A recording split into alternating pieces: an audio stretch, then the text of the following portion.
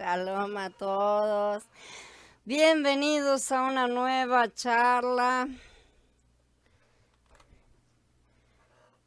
Shalom Aníbal, Blanca, Gaby. Bienvenido Aarón. Hola Edu, Nico, Meli. Hola Javier, bienvenidos a todos. Vamos a seguir hablando acerca de la alimentación, la constitución humana, ¿sí? Y vamos a hablar de varios temitas a este respecto. Tuma y Tahara. No hay nada de mayor importancia en el estilo de vida que Yahweh haya ordenado para Israel que la pureza, que es Tahará, ¿sí? Y la santidad, que es Kedushá. Y el resumen del porqué de esto lo encontramos aquí en Vayikra, en el capítulo 11, justamente pasó 45. Porque yo, Yahweh, soy el que los sacó a ustedes de la tierra de Misraim para ser su Elohim. Ustedes serán santos porque yo soy santo. La Torá nos llama a un estilo de vida santo y puro, ¿sí? Según es definido por Elohim y no por nosotros, ¿sí? Para el pueblo de Israel.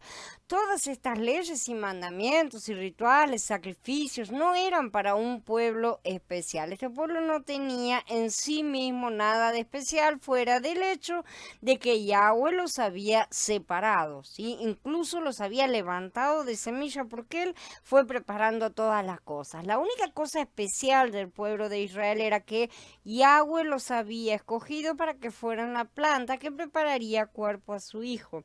No somos especiales en nosotros mismos para ser elegidos, somos especiales porque Él nos elige. Si la especialidad está simple y sencillamente en contener a Yahweh. Entendamos este punto, no hubo nada en ellos que los hiciera diferentes de los demás, ¿sí? Como lo hubo en el caso de Abraham, que sí fue llamado individualmente por causa de él mismo, de nuestro Adón, ¿no es cierto? Como el propio Yahweh dice. Ahora bien, Yahweh había dicho, porque yo sé que mandará a sus hijos y a su casa después de sí para que guarden el camino de Yahweh haciendo justicia y juicio, ¿no es cierto? Sin embargo, los que salieron de Egipto no solo fueron una multitud mixta, sino que demostraron su interior una y otra vez a lo largo de la historia, ¿no es cierto? Siendo más numerosas sus rebeliones que sus obediencias. El punto que quiero resaltar es que la santidad no está en el objeto, sino en quien lo santifica. La santidad no está en el oro, sino en el altar que santifica el oro. Por eso, y aunque ciertamente era necesario elegir una nación para poder poner en marcha el plan de Yahweh, en sí no la eligió, hay que entender que él la fabricó, ¿sí? Nada, sino él mismo es el que hace especial a las personas. No somos especiales a nosotros mismos, ni por nacimiento ni nada. Ay, nací en cuna de oro. No se trata de eso, porque realmente muchos judíos tienen esa idea en la cabeza. Vamos a ver bien porque esto que Yahweh hace es muy bueno y él así lo ha decidido, porque de esta forma, ¿qué concluimos entonces? Que Israel no consiguió lo que buscaba, pero los elegidos sí lo consiguieron. Y los demás fueron endurecidos. Entonces pregunto, ¿acaso su tropiezo los hizo caer? De ninguna manera. Al contrario, con la transgresión de ellos ha venido la salvación a los gentiles para provocarlos a celos. Y si su transgresión ha resultado en ganancia para el mundo y su fracaso en ganancia para los gentiles, ¿cuánto más será la plena restauración de ellos? Porque si al excluirlos a ellos ha resultado en reconciliación para el mundo, ¿en qué resultará su readmisión sino en vida de entre los muertos? Si algunas de las ramas fueron desgajadas y a ti, siendo olivo silvestre, te han injertado entre ellas y te han hecho copartícipe de la raíz, no, vean bien lo que dice, ¿tá? Porque está bastante claro, dice copartícipes de la raíz. Ha sido injertado en la planta, pero participamos de la vida que trae la raíz, no como muchos que andan injertándose en otras ramas, que no tienen nada que ver, ¿no es cierto? Entonces es la raíz la que nos alimenta. Entonces, Es decir, de la abundante savia del olivo, no te jactes contra las demás ramas. Y si te jactas en contra de ellas, no eres tú quien sustenta la raíz, sino la raíz a ti. Entonces dirás, a las ramas las desgajaron para injertarme a mí. Está bien, por su incredulidad las desgajaron, pero tú, por tu fe, estás firme. No te engrías y ten cuidado, porque si Elohim no perdonó a las ramas naturales, a ti tampoco te perdonará. Considera pues la bondad y la severidad de Elohim, la severidad para con los que cayeron, pero la bondad para contigo si permaneces en su bondad. De otra manera, a ti también te cortarán. Y a ellos, a su vez, si no permanecen en incredulidad, los injertarán. Porque Yahweh es poderoso para injertarlos de nuevo. Pero pues si a ti te cortaron del olivo silvestre y contra la naturaleza te injertaron en el buen olivo, cuánto más a estos que son las ramas naturales los injertarán en su propio olivo.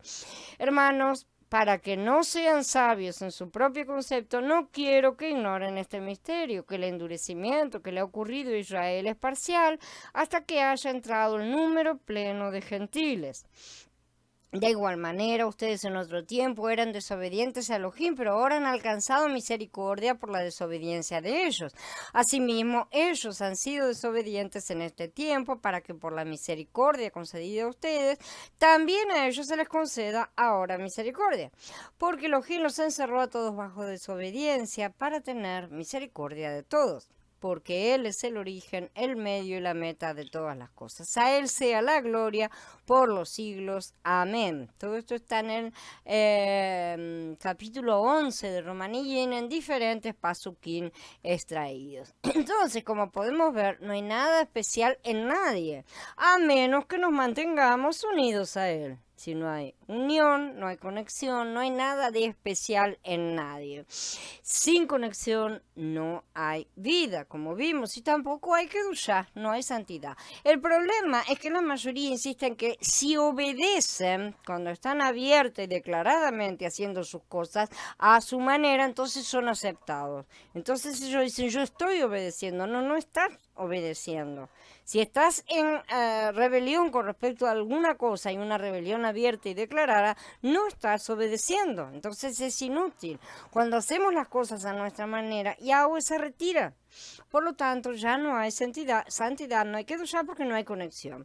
Todos éramos impures y comunes, sí, pero por su gracia recibimos a Mashiach y la garantía del Ruach, que es el propio Mashiach en nuestro interior. Yahweh entonces, a través del Ruach de Yeshua, se colocó dentro de nosotros, que era la intención original de Yahweh, entrar en los vasos de barro, ¿no es cierto? Eso es lo que nos hizo santos y separados.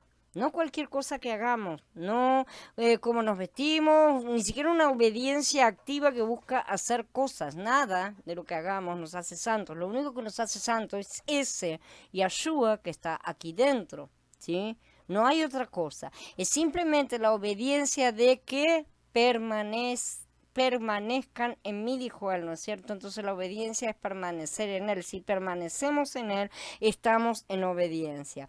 Y si estamos en obediencia y permanecemos en él, no podemos pecar, dijo Yahanan y tenía toda la razón. Si nos desviamos un poquito a derecha o a izquierda, nos salimos de él y ya no somos separados. Si nos alejamos mucho, nos desconectamos en serio y además dejamos de recibir la vida, ¿no es cierto? Por ejemplo, los extranjeros eran ciertamente permitidos a unirse a Israel, aunque los judíos terminaban por encerrarse enfermizamente en su linaje de sangre, ¿no es cierto? Y un extranjero que oficialmente se unía a Israel era considerado un israelita. Se terminó, no era un medio israelita, no era nada. Yahweh no creó dos clases de israelitas, los de nacimiento natural y los adoptados, y todos eran considerados iguales ante sus ojos y debían operar bajo los mismos pactos y sistemas de justicia. Y este principio aplica directamente a nuestra condición como incrédulos y nuestra relación con Israel en los tiempos del Berija Allá.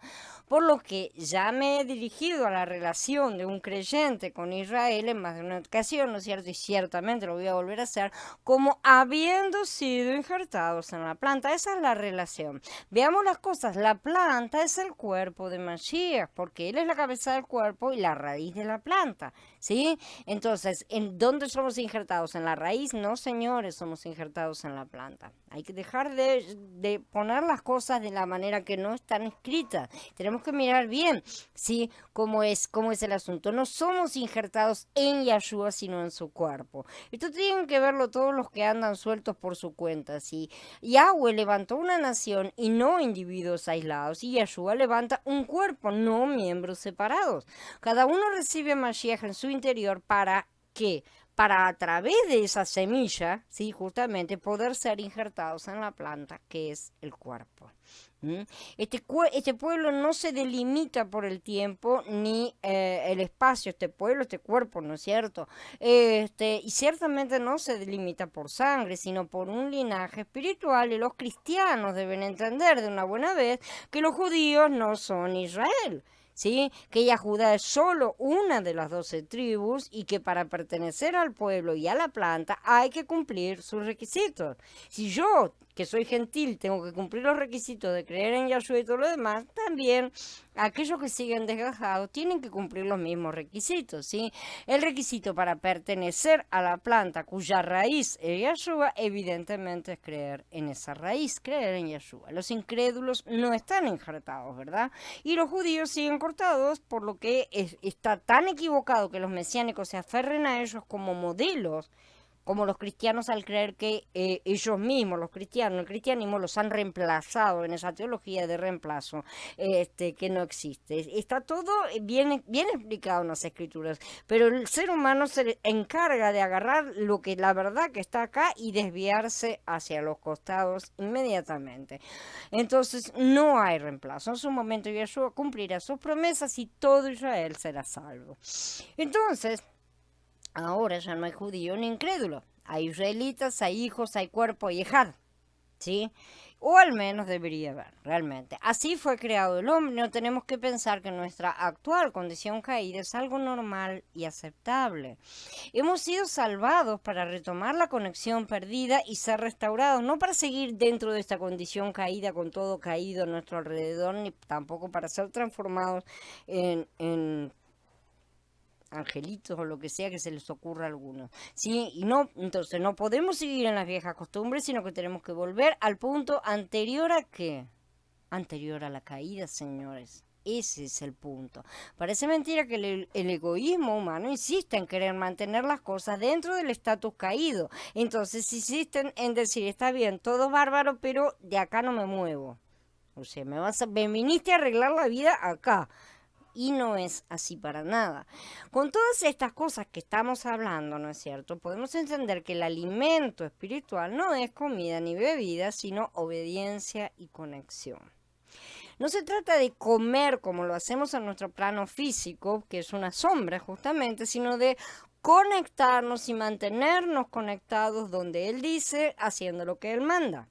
Es más una posición desde la cual la hojita que somos, ¿no es cierto?, puede recibir la savia que circula por la planta. Es un hecho biológico que si la hojita es arrancada, muere por falta de conexión porque no tiene savia. Lo mismo pasa con nosotros, de manera que esto aplica no solo a las leyes dietéticas, sino a todas las cosas que Él nos pide. Entonces, ya que hemos comprendido este punto, queda fuera de cuestión si debemos o no debemos comer kosher. En cuanto a las discusiones al respecto de si el comer kosher fue abolido por Yahshua, si todavía está en efecto, las vamos a estudiar más a fondo en un post separado en dos, en realidad, porque merecen esto, ¿sí? Realmente son muchos los textos, los vamos a estudiar en su momento. En cuanto al punto de las exageraciones del judaísmo, es bien cierto que el judaísmo ha llevado este asunto más allá de las regulaciones de las escrituras, ¿sí? Y lo han hecho un culto a la comida, ¿no? Pero estas leyes que vamos a estudiar en Vayikra 11 son tan importantes que las mismas son repetidas en Devarim 14, aunque con un énfasis un poco diferente, ya veremos. Nosotros vamos a hablar mucho sobre pureza, puro, santidad, santo, ¿no es cierto? Impuro también, por lo que vale la pena tener un repaso de lo que estos conceptos tomados juntos parecen significar en un sentido bíblico. Yo digo sentido bíblico porque lo que voy a explicar no refleja de ninguna manera el judaísmo moderno o las doctrinas basadas en el cristianismo. Los eruditos judíos y rabinos han expandido las leyes dietéticas a tal complejidad que a veces es difícil darse cuenta que las leyes de Elohim acerca de la comida son pocas y básicas. Pocas y básicas. Lo que voy a explicar refleja las mismas desde el punto de vista de las escrituras y no de la tradición y las costumbres. Por otra parte, quiero resaltar que aunque hablamos de pureza y santidad, no nos santificamos por comer o no ciertas cosas, ¿sí? Quede claro, sino por la conexión que tenemos con la cabeza. Él nos santifica y no los alimentos, pero si tenemos la mente de Mashiach, no comeremos lo que no está permitido, simple y sencillamente. Lo vamos a hacer espontáneamente, porque esa es la mente. Dicho sea de paso, si tenemos la mente de Mashiach, tampoco vamos a pecar, ni vamos a decir las cosas del mundo, ni vamos a tener preguntas, ni opiniones, ni argumentos, ni nada. Si tenemos la mente de Mashiach, pensamos como él piensa, realmente, y transgredir la ley, por menor que pueda parecer a nuestros ojos de la carne, no es una opción. Por lo tanto, a cualquiera que quebrante el más pequeño de estos mandamientos, si así lo enseña la gente, se le considerará el más pequeño en el reino del cielo. Pero a cualquiera que los cumpla y los enseñe, a este le considerarán grande en el reino del cielo, dijo él en Matías 5. Vean bien que esta transgresión no impedirá entrar en el reino, como sabemos perfectamente que muchas otras sí impedirán. Shalom, Katy. Tamé y Tajor. Para entender las leyes dietéticas desde el punto de vista de las escrituras, debemos entender que Elohim puso la dieta directamente en el centro de la santidad y la pureza, como él las define. Santo, que es Kadosh, es lo opuesto de lo común, ¿sí? Al igual que puro, que es Tajor, es lo opuesto de lo impuro. Común quiere decir justo lo que se indica, no tiene valor ni posición especial, es una cosa que es común, o sea, lo que se repite en todo, y si hay mucho, por ejemplo, el pasto, hay muchos pastos, no son todos iguales, por lo tanto, eso es algo común, ¿sí? Esto es normal, es habitual, no es una cosa separada ni diferente. Y el término aplica al grupo más grande, evidentemente, a la gran cantidad, ¿no es cierto?, al mucho pasto, digamos, ¿no? Para establecer siempre que lo común es la norma de la mayoría. Entonces, común quiere decir que hay más de eso que de su opuesto o su excepción, ¿sí? Pero santo o kadosh tiene una posición más alta y lleva consigo un valor mayor, es justamente algo separado. Santo quiere decir algo separado de lo común, y en contexto con el mundo físico y bíblico, santo representa una minoría que es separada para el servicio de Elohim. Muy pocos y poco preciados son santos realmente, y casi todo es común, lamentablemente, esa es la realidad hoy. Por lo tanto, todo lo que es común no es santo. Que se entienda bien este concepto, ¿sí? Porque nosotros tenemos la idea de que santo es alguien que está viviendo entre las nubes, ¿sí? No, eso no es ser santo. Y solo que santo es algo o una persona que hace muchas cosas y entonces es considerada justa. Tampoco eso es ser santo. Entonces, una cosa no puede ser santa y común al mismo tiempo. Y hay demasiada gente que está convencida de que sí se puede y así andan, ¿sí? Tampoco puede algo ser puro e impuro a la vez, ¿no es cierto? Es exactamente lo mismo. Por ejemplo, Yahweh consideró a Israel santo, es decir, separado, ¿sí? Y al resto del mundo como común. Él separó a Israel, lo puso acá y dijo, voy a trabajar con esto, con este pueblo, con esta nación. Entonces él lo tomó y lo separó, ¿sí? No quiere decir que los puso sobre las nubes ni nada por el estilo. Simple y sencillamente seguían exactamente iguales, ¿sí? Israel no era de alguna manera común y de otra manera santo, ¿no es cierto? De hecho, nada puede ser una combinación de santo y común, repetimos. Esto no es una filosofía o un ideal, el mismo es un axioma fundamental que gobierna el universo que Yahweh mismo ha creado. Y todo en este mundo actual, desde la caída de Adán y Jabá, comienza, nuestro inicio es algo común. Ustedes, yo, las plantas, los pajaritos, las mariposas, el agua, las piedras, todo todo. En lo negativo, nosotros podríamos decir que nada en este mundo que está en su estado natural es santo. Nada es kadosh, porque está todo caído. Ahora bien, ¿puede algo que comienza como común llegar a ser kadosh? Gracias a Yeshua, sí. ¿Cómo es que algo que es común, como ustedes o yo, ¿sí?, llega a ser kadosh? Esa cosa, o sea, nosotros debemos ser santificados. O sea, el creador del universo debe declararnos santos. Una vez que algo es santificado, ya no es común. Una vez que algo es separado, ya no es común, ¿sí? Ahora es santo, es kadosh. Una cosa común no empieza con un poquito de santidad y va creciendo la santidad, no, para nada, ¿sí? Las cosas o las personas o son santas o no lo son. Acabó. No es una cosa que se gane o no es una cosa que se logre, no es una cosa que vaya en desarrollo. Una vez... Perdón. Una vez que una cosa común es santificada y llega a ser santa, la misma deja su estado de común para atrás. Y ya no es más común, es una cosa, kadosh es una cosa santificada. Pensemos en este principio de la Torá por un segundo. Como creyentes, ustedes y yo somos llamados santificados, ¿verdad?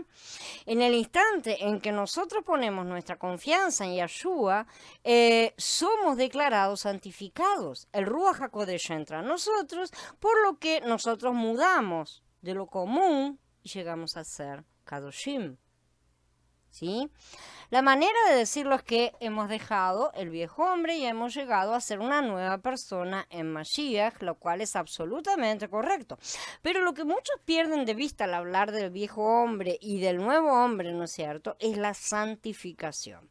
Al creer en Mashiach hemos sido santificados, es decir, hemos sido separados. Ya no nos pertenecemos, ya no somos comunes, ya no podemos andar como queremos. Hemos sido separados. Si entendemos la santidad como algo que sea mucho más separado, nos vamos a entender que la santificación es un proceso de separación. Justamente, nos vamos separando cada vez más del mundo. Y nos vamos, obviamente, uniendo cada vez más a Mashiach y al Padre.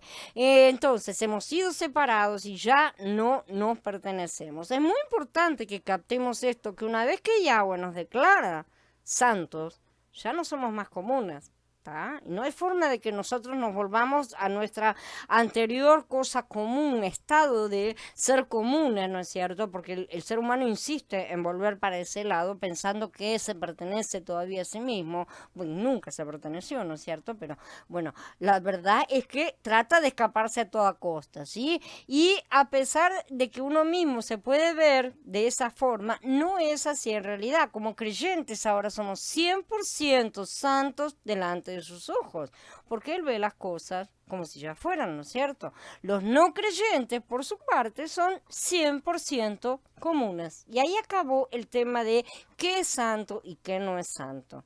Entonces, no se trata de una cosa que nosotros vayamos logrando, sino de una cosa que ya ha sido establecida, simple y sencillamente porque hemos aceptado y hemos recibido a Yeshua y de esa manera Él nos separa.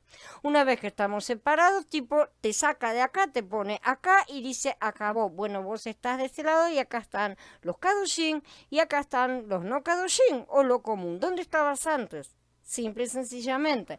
Ahora sí, ciertamente viene un camino de santificación y en ese camino de santificación vos vas a experimentar en esta vida ese crecimiento de la santificación en la carne misma y vas a tener que realizar todo ese trabajo, pero para mí ya estás cocinado porque cuando llegue el momento vas a pasar a ser completamente kadosh. Entonces, vamos a analizar un poco más algunas cosas. Las cosas comunes pueden estar subdivididas, ¿no es cierto?, en dos grupos separados y diferentes, lo puro y lo impuro. Ahora escuchen bien, solo cosas puras, comunes, son elegibles para ser santificadas. Cosas impuras, comunes, no. ¿Se entiende? Entonces, escucharon bien. Solo las cosas comunes que también son puras pueden convertirse en algo santo. En Vallicra, en capítulos del 11 al 16, nosotros vamos a encontrar una lista de Elohim que denota cosas puras comunes, ¿sí? Y cosas impuras comunes. A pesar de lo que la doctrina de la congregación moderna puede llegar a decir, la realidad es que lo que constituye puro o impuro, santo o común, no es definido en el Berihad Hayat. Para eso nosotros tenemos que volver a la Torá, porque es aquí donde vamos a encontrar las pautas necesarias para definir esto. Cosas puras pueden ser contaminadas. Eso ya lo vimos, ¿no es cierto? Por el contacto con cosas impuras. Y lo vamos a seguir viendo más todavía en estos días que vamos a estar estudiando esas cosas. Pero las cosas impuras no pueden ser purificadas por contacto con algo puro. O sea, una persona que esté impura puede entrar y tocar el altar, ¿no es cierto?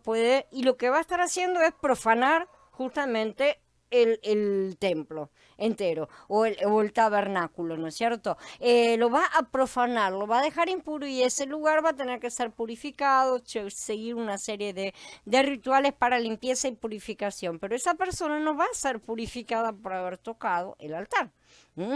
Entonces, esto lo estudiamos en el capítulo 28 que vimos las leyes de las ofrendas. Lo vimos en cuanto a la carne y al altar, ¿no es cierto? Cuando algo puro se pone en contacto con algo impuro, el resultado siempre es que ambas cosas terminan estando impuras, ¿sí? Nosotros tenemos una condición similar cuando tratamos con los santos. El resultado de los santos viniendo a ponerse en contacto con lo común es que la santidad se contamina, ¿sí? Nunca sucede que las cosas comunes que tocan la santidad se les permite llegar a ser santas simplemente por medio de ese contacto. Con eso dicho, ciertos incidentes del Tanaj muestran que si una cosa impura se acerca a algo kadosh, es destruido.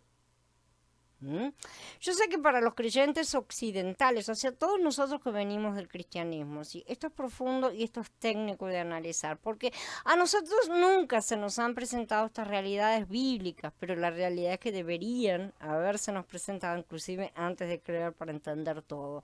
Lo que estoy tratando de mostrarles usando meras palabras son algunos principios espirituales que Yahweh ha incorporado al universo entero, porque la creación muestra su forma de ser, ¿sí? Y los ha incrustado en el universo a nuestro alrededor.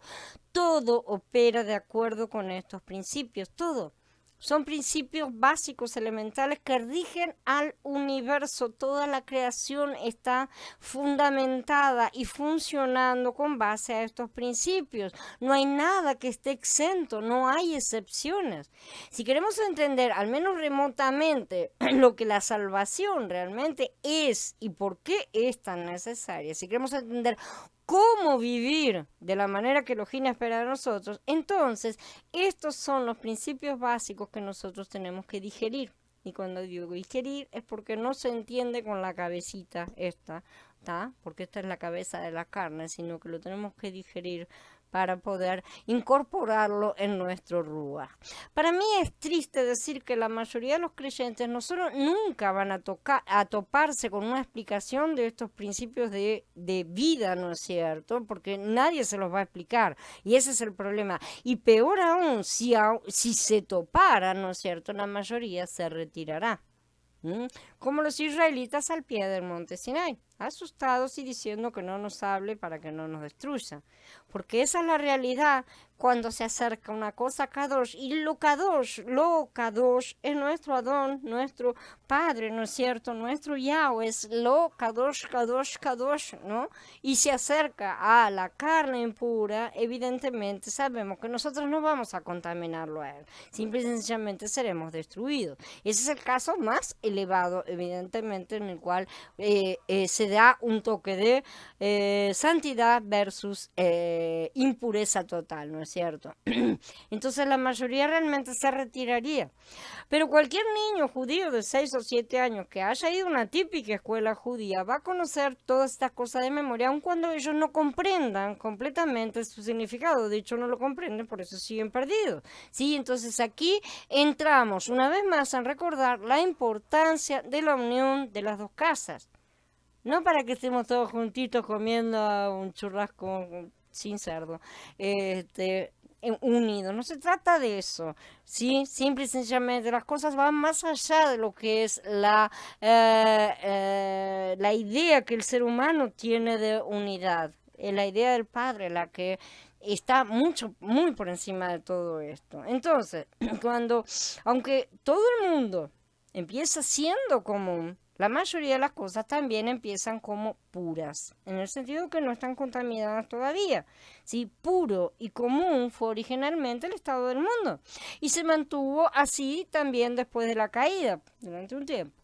Recordemos que el hombre no había sido santificado en su creación, por lo que él debía haber comido el árbol de la vida, ¿no es cierto? El hombre y la creación, todas fueron creados puros, buenos, declaró Yahweh, ¿no es cierto? Después de la caída, la degeneración comenzó a actuar tanto en el hombre como en la creación. Y cuando digo degeneración es un desenchufe de la vida. Y avanzó aceleradamente, ¿sí? Aunque no por completo, pero vemos a Yahweh declarando, Yahweh vio cuán grande era la maldad del hombre sobre la tierra y cómo todo plan ideado por su mente no era sino perverso todo el tiempo. Entonces, sobre la tierra había ahora dos principios, Tumá, que quiere decir impureza, y Tahamá, que es pureza. Entonces, en medio de estos dos estaba lo común. Lo común no es ni esto, es lo neutro, para así decir, ¿no es cierto? Todo lo común en la creación fue creado puro y bueno, pero todo lo común tiene ahora la posibilidad de ser jalado a uno u otro lado. Puede ser tironeado de uno u otro lugar, puede hacerse puro, puede hacerse impuro. En el inicio, el punto central o neutral era lo común y puro. Sí, y así eran todas las cosas y seres. Todos estaban de ese lado. O todos estaban en ese centro, por así decir. Ahora bien, la regla es que a algo santo nunca se le permite estar en contacto con algo impuro, y eso ya lo sabemos. El resultado es que lo santo es temporalmente contaminado, la cosa impura es destruida por completo, con la excepción de el santo de los santos, ¿no es cierto?, de Yahweh mismo, que directamente trae la destrucción. No es imposible directamente tener un contacto. Por lo que entonces tenemos que recordar esta regla para comprender todo lo que estuvimos hablando. Común y puro es el estado natural y en lo que comienzan la mayoría de las cosas, incluyendo la humanidad. Las cosas comunes y puras pueden ser elevadas a algo santo, o las cosas comunes y puras pueden ser degradadas a algo impuro. Una de dos, ¿sí? Con esta regla básica de pureza, ahora podemos empezar a ver por qué hay barreras puestas por Elohim entre su santo ser y el hombre común. Adán y Jabá eran únicos porque ellos fueron creados en un estado santo, que implica un paso más allá de puro, ¿sí? Por lo tanto, podían tener contacto ilimitado con el santo Yahweh directamente. Estaban en un estado en el cual ellos podían, todavía al principio, antes de la caída, ¿no? Pero después de revelarse, ellos ya no eran santos, ya no estaban separados. Ahora ellos se convirtieron en comunes. Como resultado, ellos no podían tener contacto con su presencia, y por eso fue que el Adón tuvo que sacarlos del huerto del Edén, su morada, ¿no es cierto?, aquí en la tierra. Era menos un asunto de castigo sobre Adán y Jabá y más un asunto de protección, no solo de la identidad, de la santidad de Elohim, sino también de las vidas de Adán y Jabá, como ya estudiamos antes. Por lo que una barrera fue levantada entonces entre el Adón y sus dos creaciones humanas. Y ese es el el mismo estado en que la humanidad actualmente se encuentra, en la parte de afuera mirando hacia adentro, digamos, ¿no es cierto? Una cosa así. La santidad de Elohim tiene que ser protegida, pero lo principal es la seguridad del hombre, no porque el hombre lo va a destruir a Elohim, ¿sí? No hay nada que pueda contaminar a Elohim en sí, pero por eso justamente al que hay que proteger, la protección está determinada hacia el lado del hombre, ¿sí? Entonces, la santidad de Yahweh simplemente destruye todo lo impuro. No puede permanecer en su presencia de la misma manera en que las tinieblas no pueden estar si yo prendo la luz. Desaparecen automáticamente. Bueno, eso es lo que es Yahweh. Si Él aparece, acabó todo el resto. Esa es la destrucción que hablamos, ¿no es cierto? Por así decir. Entonces, no hay nada que pueda contaminarlo a él. Eso se tiene que entender, porque su propia santidad lo impide, eliminando todo lo que no está perfectamente alineado con él. De manera que era indispensable que él protegiera a sus criaturas, ¿sí?, de la destrucción que su presencia ahora sí podía causarles. Solo algo santo puede estar en contacto con un Elohim santo. Nosotros nacemos puros y comunes, pero no santos, ¿sí? Nos vamos volviendo impuros a causa de qué, de nuestra raíz de pecado, que así que se manifiesta ya era, ¿no es cierto? Pero Adán y Jabá fueron creados puros y santos también. Ellos podían estar en su presencia. Entonces, ahora aquí encontramos una segunda regla que resulta bastante clara en la Torá y que estaba en efecto desde el primer día de la creación. Y la regla es que la única manera en que algo común puede llegar a ser santo es por medio de la gracia de Elohim. La palabra que usamos para este proceso que va de lo común a lo santo es santificación, ¿sí? Algo que lamentablemente muchos confunden con salvación. Ellos tienden a ver el fin de la salvación como ser perdonados y purificados de los pecados, pero verdaderamente eso no es así.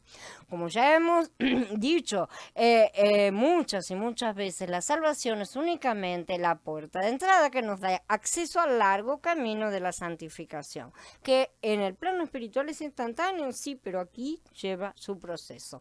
El verdadero fin es ser declarados santos para que nosotros podamos estar en la presencia de la máxima santidad, justamente. Volver a estar en plenitud delante suyo, como lo estuvieron Adán y Jabá, podían estar delante de su presencia. Entonces, la salvación es el medio de nosotros llegar a ser santos. Por lo tanto, un hombre que nace común, ¿sí?, lo cual son todos los hombres, todos somos así, y que permanece común toda su vida y muere común, nunca llega a ser santo, evidentemente, ¿sí? Pero un hombre que nace común, y nuevamente esto es para toda la humanidad, ¿no es cierto?, pero es declarado santo por Elohim, por medio de la creencia de esta persona, la confianza en Yeshua, vive su vida en un estado santo, muere en un estado santo y permanece en la presencia de la santidad por toda la eternidad. Entonces, la santidad y la pureza son asuntos fundamentales en el que todos los creyentes deben preocuparse todo el tiempo. Tiene que ser nuestra ocupación, tenemos que terminarla de andar por ahí como chanchos ensuciándonos en el chiquero del mundo. Los hebreos de los tiempos bíblicos estaban obsesionados con asuntos de la pureza por una buena razón. Su estatus de santidad podía ser perdido, ¿sí?, porque en esa época podía ser perdido. Si ellos desobedecían uno de los mandamientos dados por Moshe, su santidad era puesta en un estado de suspensión, por decirlo así, porque sabemos que había solución para muchas de las veces, pero no todo.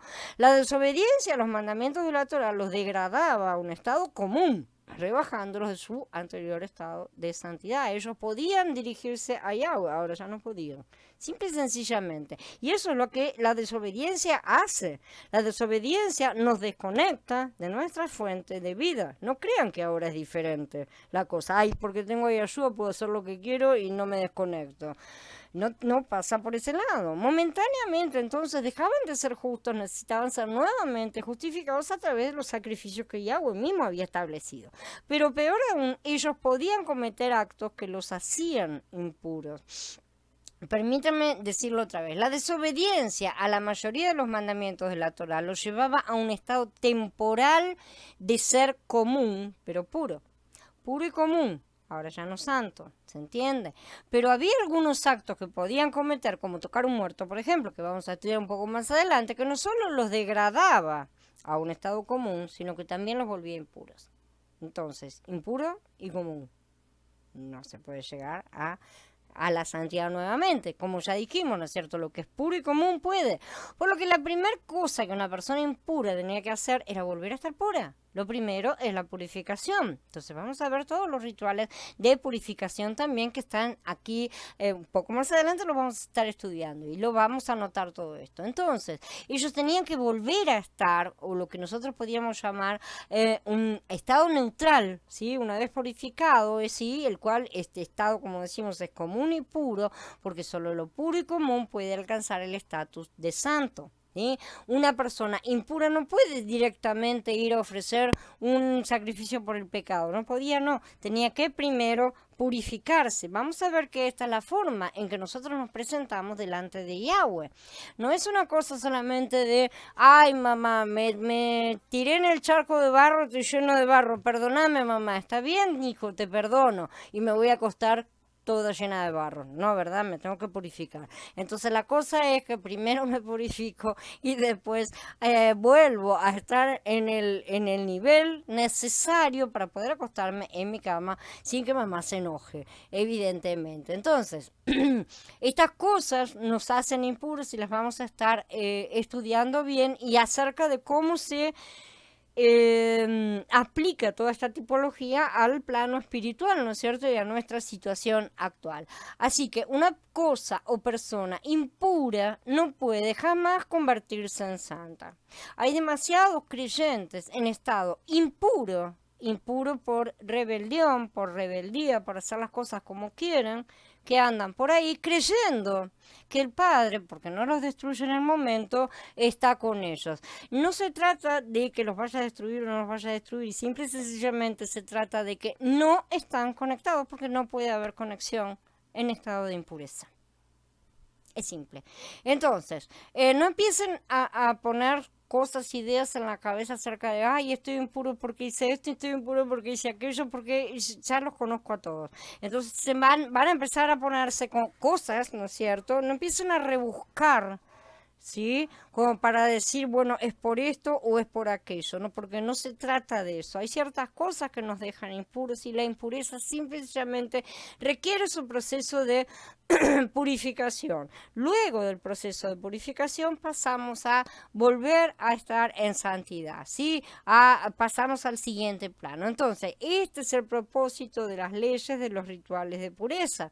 Y como sabemos que son tipos, no son cosas que se puedan dejar de lado. Vamos a estudiar en breve más a fondo cada una de estas cosas. Yo solamente le estoy dando una introducción general, ¿sí? Entonces, recordemos que parte del proceso que debía realizar una persona impura para volver a estar ritualmente pura era bañarse en un mikvah, ¿no es cierto? Que es un baño ritual. Eso es bastante básico, o sea, así me saco todo ese barro que tengo encima. Una vez que una persona que era impura, por la razón que fuera, se había hecho impura, ¿no es cierto? Tenía que hacerse pura nuevamente. Entonces podía ir al sistema de sacrificio, llevar a cabo el sacrificio apropiado para volver a obtener un estatus de justicia, porque hasta ahí solamente se había limpiado, ¿no es cierto? Pero necesitaba ascender un poco más, ¿sí? Entonces estaba justificado, obtenía nuevamente la justificación que había perdido en medio de esa embarrada que se había mandado. Esto lo dejaba apto, ¿no es cierto? Y podía ser purificado en el caso de ser necesario, por ejemplo, limpieza por embarazo, de la lepra y todas estas cosas que vamos a estar estudiando. Entonces, la provisión del ritual de pureza era traer a la persona de un estado impuro de regreso a un estado puro, lo que le permitía ser nuevamente santificado, o sea, establecer el contacto con el Padre. El sistema de sacrificio estaba para traer a una persona de un estado puro y común de regreso a un estado de santidad aceptable para tener conexión con Él. El término usado para describir este proceso de volver a obtener el estatus de santidad que había sido suspendido es expiación. La expiación debía ser hecha en la forma de un sacrificio de un animal específico, como vimos, ¿no es cierto?, para poder llevar al elevar nuevamente a la persona que era común y pura de regreso al estado superior. Yo continúo repitiendo de regreso a un estado de santidad, porque una persona que nunca ha sido declarada santa por Elohim, ¿sí?, no puede hacerse a sí mismo santo sencillamente llevando a cabo los rituales de pureza y expiación, cosa que también muchos pretenden hacer por su cuenta. Por lo que el típico hebreo estaba constantemente moviéndose en este elevador, ¿no es cierto?, arriba abajo en la escala de santidad. Y yo sé perfectamente que muchísimos cristianos también. ¿Acaso es de extrañarnos por qué Shaul y otros judíos que observaban la Torá y que entendían y aceptaban lo que Mashiach hizo por ellos estaban tan emocionados, ¿sí?, de explicarle esto a sus amigos judíos? Se terminó esto, se acabó esto. Ya no había más sube y baja en la escalera de santidad, ¿sí? Ya no más presencia de agua un día y otro día no. El sacrificio de Elohim de expiación puso al creyente en un estado permanente de santidad para nunca más ser común. Y la mayoría de los creyentes no tienen esta paz, porque la mayoría continúa en el mismo estado emocional de sube y baja, a pesar de que repiten como loritos: y Yeshua quitó mis pecados, cada vez que quieren hacer lo que ellos quieren. Vida y muerte.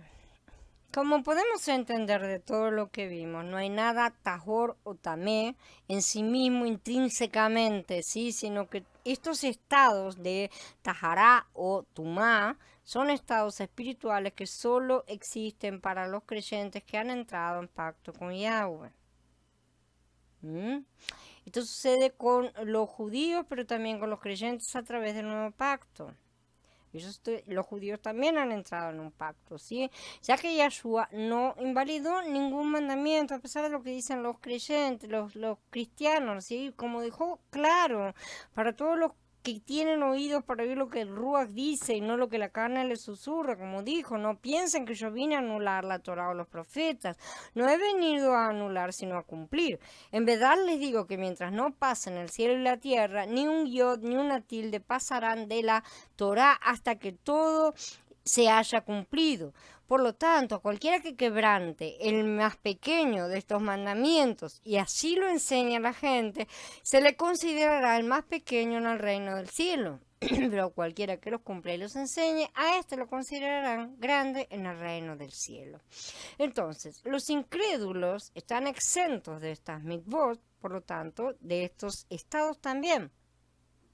Hay que entender esto. Ellos, por ejemplo, pueden tener contacto con un muerto y no quedan en estado de tumá, no quedan en estado de impureza. No entran en impureza porque ya están en ese estado. Esa es la cuestión, realmente. Consecuentemente, un creyente puede tener contacto con un incrédulo que haya tocado un muerto y no entra en estado de tumá. Sin embargo, si tiene contacto directo con un cadáver, con el muerto, ¿no es cierto?, sea de persona incrédula, sea de creyente, no importa, entra en estado de tumá, es lo que dicen las escrituras. Y a la vez, si otro creyente tuviera contacto con este creyente, también entraría en estado de tumá, porque en realidad el cadáver en sí mismo no es puro impuro, ¿sí?, tajor tamé, sino que solo es una realidad en el plano espiritual acerca de un contacto con la muerte, que es justamente lo contrario a la vida. Tumá es un vacío de vitalidad. La percepción que usualmente se tiene sobre el término tumá es inmundicia o impureza, ¿sí?, entre otros términos de connotaciones negativas que pueden llegar hasta aparecer en las traducciones. También, debido a que este estado se puede transferir, ¿sí?, es percibido como una especie de contaminación maligna. Es un contagio. Sin embargo, a la luz de la Torah vamos a comprender que el estado de tumá viene a existir cuando se ha creado una pérdida o vacío de la vitalidad, es decir, de la vida, ¿sí?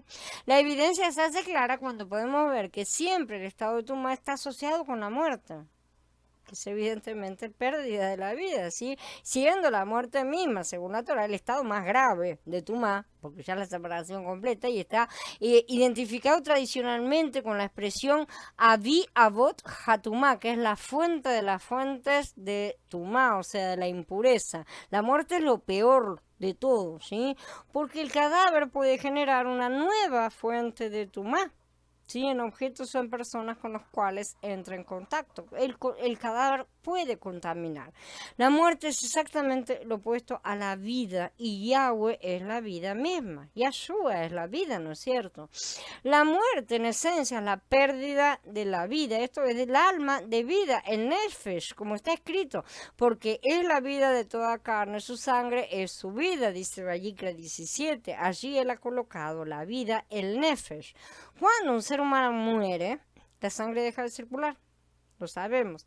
Consecuentemente, se crea el estado más severo de Tumá, o sea, la ausencia de vida, ahora sí, total. ¿Sí? Lo que une al ser humano con su fuente de energía, de vida, en el caso del ser humano, es la Neshama y no el cuerpo. El cuerpo funciona como un agente, un canal, ¿no es cierto?, al servicio del alma. En el momento en que el ser humano muere, se separa la Neshama del cuerpo. El cuerpo, al desconectarse, ¿no es cierto?, de la Neshama por medio de la muerte, se ha desconectado de la fuente de vida y cae muerto. Acabó, ¿no es cierto? Esto ha dejado ese vacío, sí, que es lo que se denomina Tuma, vacío de vida, ¿sí? No tiene vida. De hecho, todas las formas de Tuma enumeradas en la Torah aluden a algún grado de muerte o falta de vida, como vamos a ver. Por ejemplo, la mujer creyente tiene Tuma cuando está menstruando, o sea, cuando descarga del cuerpo toda la sangre que se congregó con el potencial de dar vida a un bebé. ¿Sí? Un Metzorá, que es una persona que tiene la enfermedad de Tzaraat, mal traducida como lepra, tiene tumá, que se caracteriza justamente por la piel muerta. Un animal sin vida tiene tumá, evidentemente. El hombre también entra en estado de tumá cuando ha tenido flujo seminal. Entonces, estos son los casos que nos va a poner y que vamos a estudiar mejor más a fondo más adelante, ¿sí? Es decir, ha tenido flujo seminal, ha expulsado la semilla de la vida. La ha sacado, ha tenido una pérdida de vida. El término hebreo tumá comparte la misma raíz con el término atimá, que significa tapado o bloqueado, ¿sí? Y también con el término atumá, que significa opaco y sin acceso a la luz. Una cosa que bloquea es una cosa que no permite el paso de la luz. A primera vista parecería una contradicción a la definición que hemos estado dando, ¿no es cierto?, de Tumá como si fuera algo vacío, pero en realidad no hago referencia al término vacío en el sentido literal, sino simbólico, ya que estamos ante un contexto espiritual, evidentemente. Por lo tanto, la referencia a vacío de vida no es que este quede vacío, sino que hay ausencia de vida, sino al vacuo, al vacío en sí. Porque para la percepción espiritual que se desprende de la Torah, algo puede estar lleno de materia, pero estar vacío de vida, ¿no es cierto? Pues algo está bloqueando el acceso de la luz y entonces se define como vacío de luz.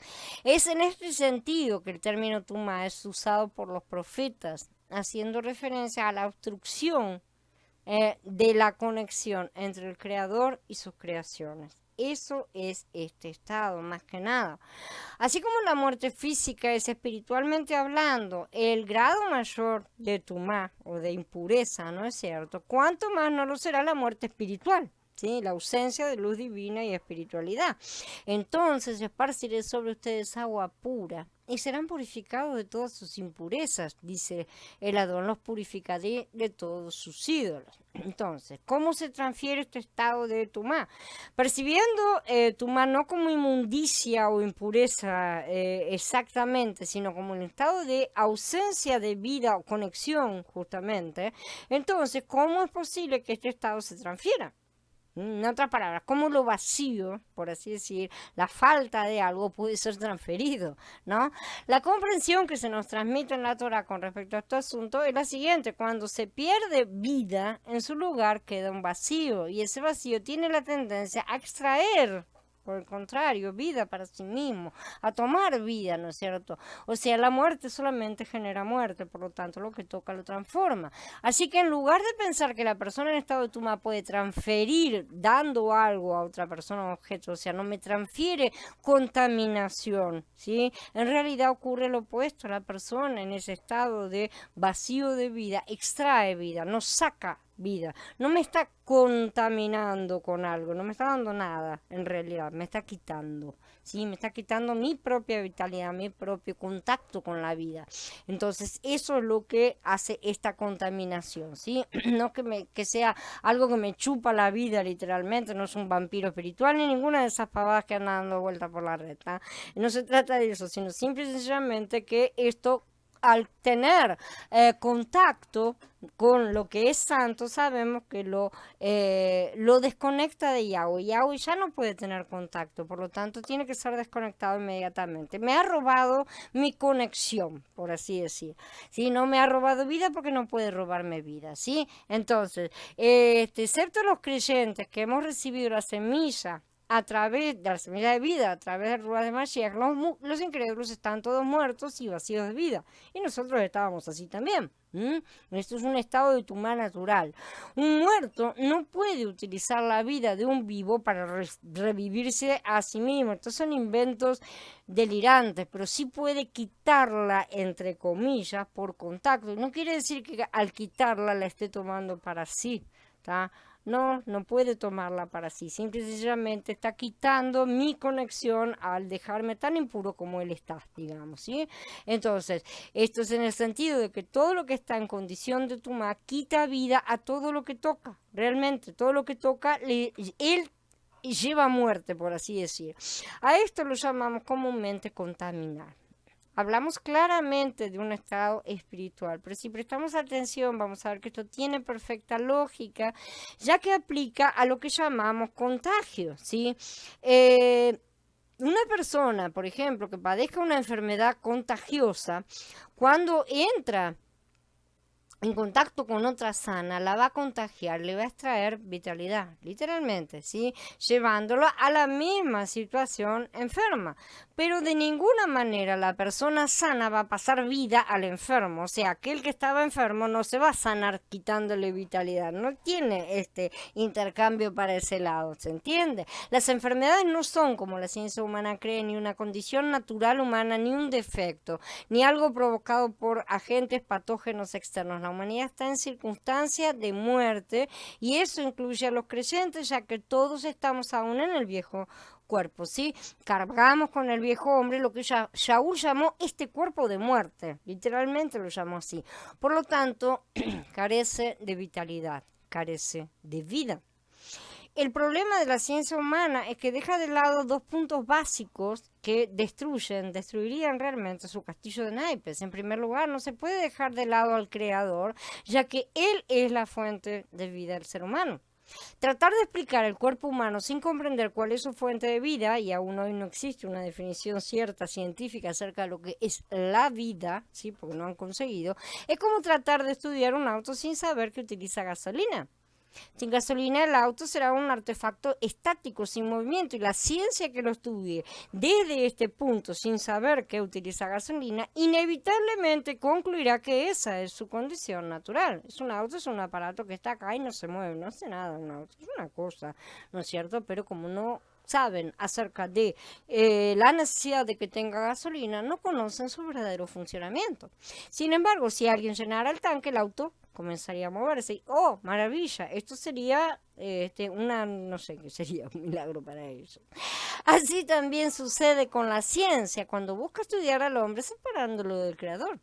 Desconociendo su fuente o la ausencia de ella en el hombre, realmente, concluye erróneamente que el estado de la humanidad caída es el estado natural de las cosas, ¿sí? Y parte de esa base para analizar un sistema muerto como si aún estuviera vivo. Este es un problemón, ¿no es cierto? Parte de la confusión resulta del hecho de que llamamos muerte a la ausencia completa de vida física, ¿no es cierto?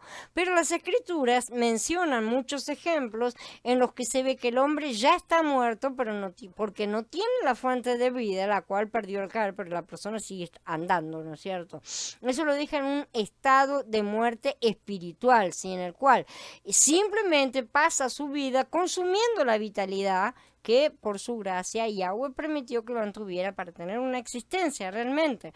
De manera que analizar al hombre como alguien que normalmente enferma es un error propio de incrédulos. lamentablemente extendido a muchos creyentes. Nos han entendido porque hemos perdido también eso entre tantas cosas. El ser humano no enferma. El ser humano desde que nace comienza un periodo constante de deterioro hasta alcanzar su grado máximo, la muerte física. En ese periodo de deterioro, si entra en contacto con una cosa u otra que le hace mal, ciertamente no va a tener forma de reaccionar con defensa, ¿no es cierto? Esto provoca problemas en la salud de sus órganos, lo cual queda escrito en su ADN y así transmite deficiencias a su descendencia. A esto la ciencia le llama enfermedades genéticas, ¿no es cierto? Porque se transmiten a través de las generaciones. No se trata de enfermedades, sino que lo que se transmite es información genética defectuosa que produce órganos defectuosos, que originalmente estaba todo bien escrito el código. Este estado hace que la persona sea propensa a un cierto tipo de reacciones adversas que seguimos llamando erróneamente enfermedades, provocadas por la incapacidad y baja funcionalidad de los órganos. Lo que llamamos sistema inmunológico no es sino nuestro viejo canal de conexión vital, justamente, que eso era lo que nos mantenía conectados con Yahweh. Ese canal ahora está muerto, el cual contiene solamente la cantidad de vida que a cada uno le ha sido asignada, ¿sí? Esa cantidad no depende de Yahweh, sino de nuestra ascendencia, que herencia genética nos transmite. El sistema inmunológico simplemente busca equilibrar la situación del cuerpo ante cualquier contingencia de ataque.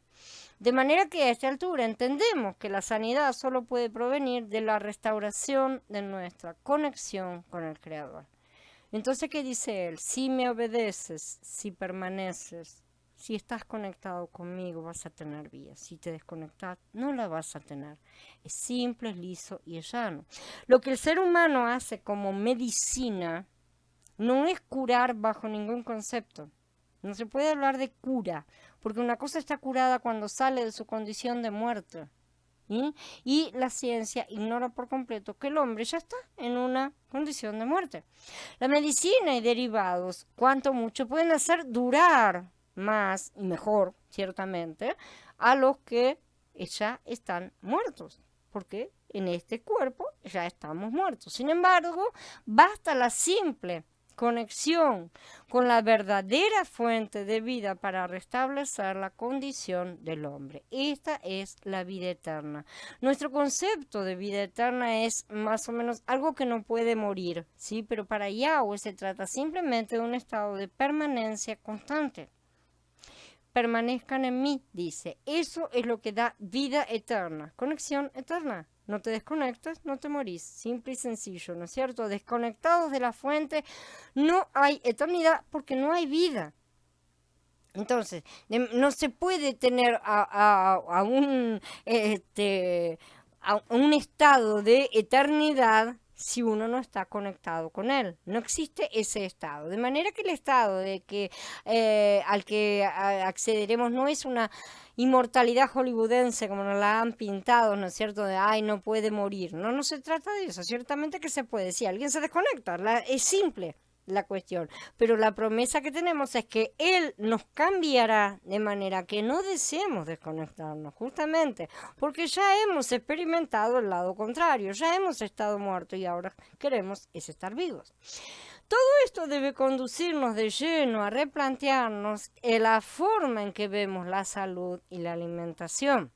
Ya no son dos aspectos higiénicos, ay, me hace bien o me hace mal, ni son costumbres de vida tampoco. Se trata de dos asuntos esenciales para nuestra salud espiritual. Si estamos en Tumá, estamos desconectados.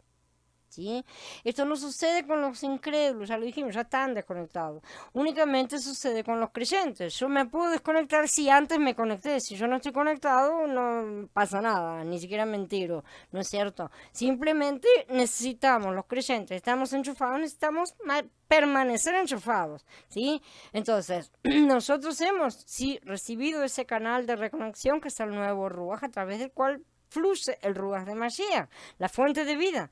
Entonces, cualquier cosa que hagamos que nos separe del estado de conexión con la fuente de vida, nos deja en Tumá y nos desconecta de la fuente vital. Esto es caer de la gracia, literalmente, volver a estar muertos. ¿Mm? Nosotros tenemos un cuerpo, tenemos un alma, tenemos un ruach, ya lo hemos estudiado. No podemos descuidar ninguno de ellos realmente mientras estemos en este camino. Si cuando decimos que debemos cortar la carne, no nos referimos a matar al cuerpo, ni llamamos a la materia de mala, como hace el gnosticismo, como hacen algunos de estos, ¿no es cierto?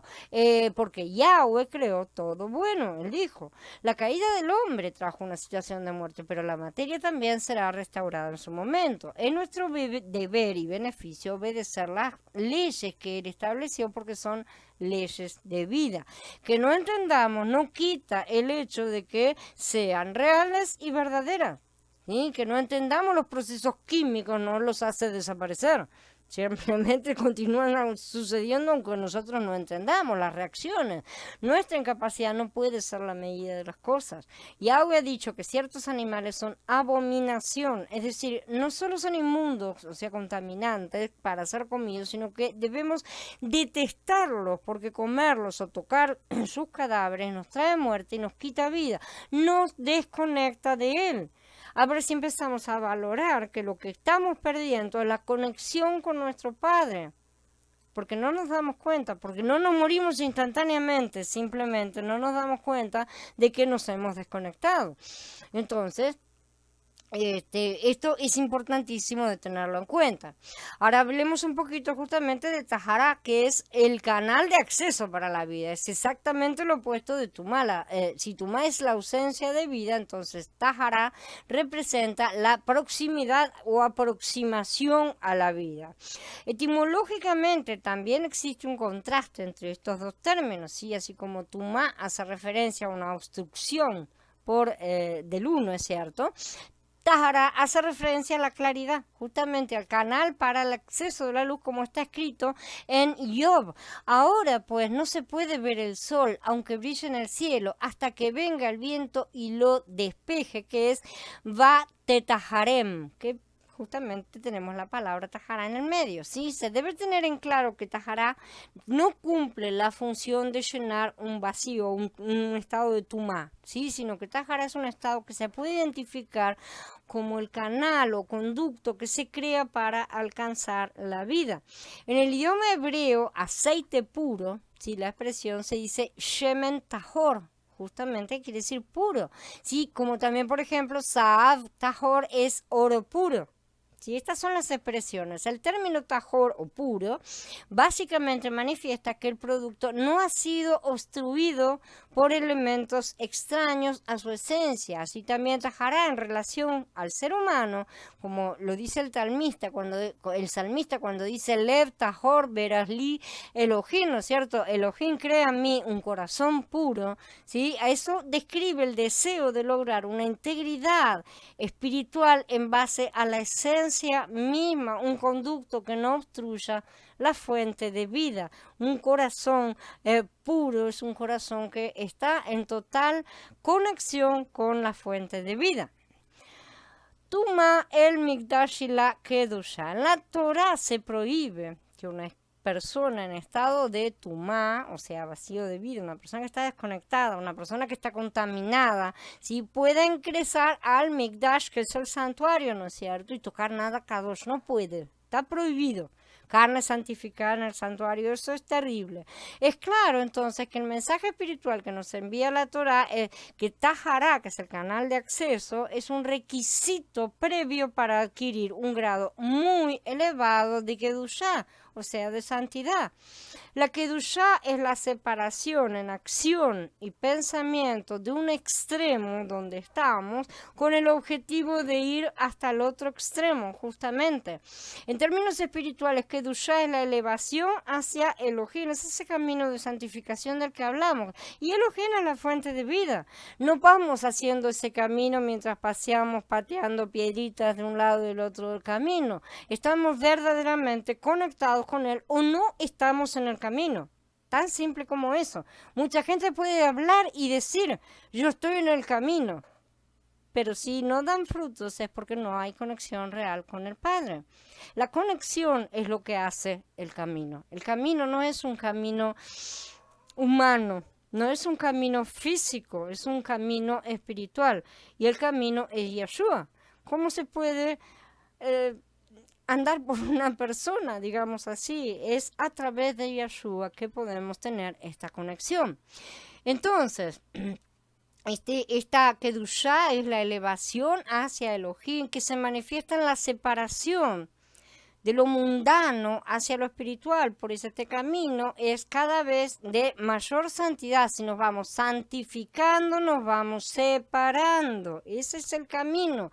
Eso es el abandono al amor, a la vida terrena. Todos los asuntos que ella implica cada vez van dejando de tener más y más interés para nosotros y se va reemplazando por el amor a la vida verdadera, que es la vida eterna, que es la vida del Padre. Esta vida verdadera es la vida que encontramos en la vivencia de las mitzvot. Cada vez las disfrutamos más porque verdaderamente encontramos mucho alimento de vida que nos hace crecer y son la forma en que un padre amoroso cuida a su hijo prohibiéndole, por ejemplo, comer hongos venenosos, simplemente mientras le permite comer otros que no lo son. Él dice, no, estos no.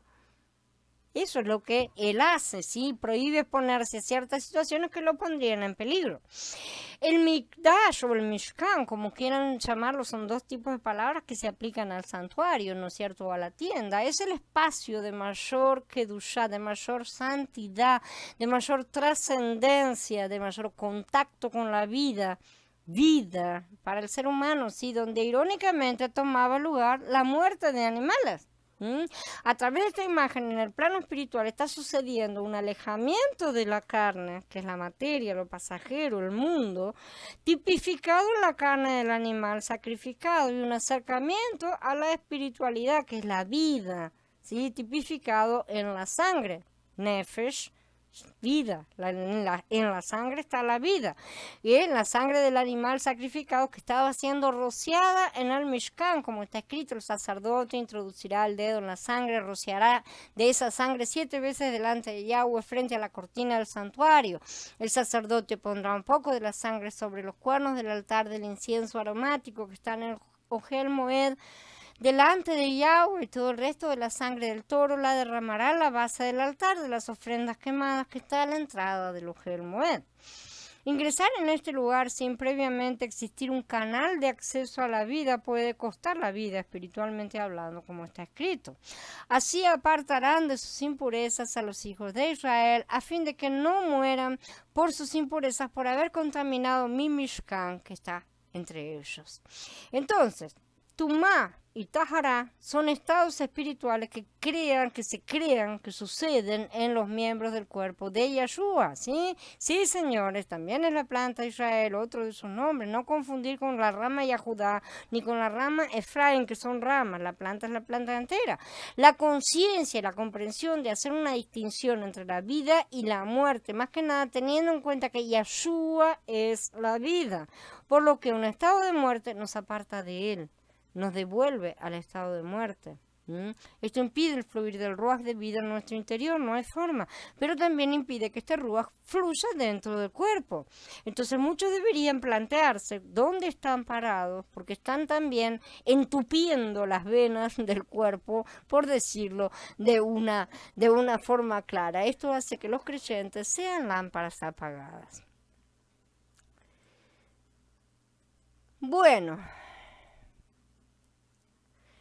habiendo terminado, chicos, vamos a dar por encerrada la charla. Ya va de una excelente reunión en breve. Bendiciones a todos. Shalom, hermanos.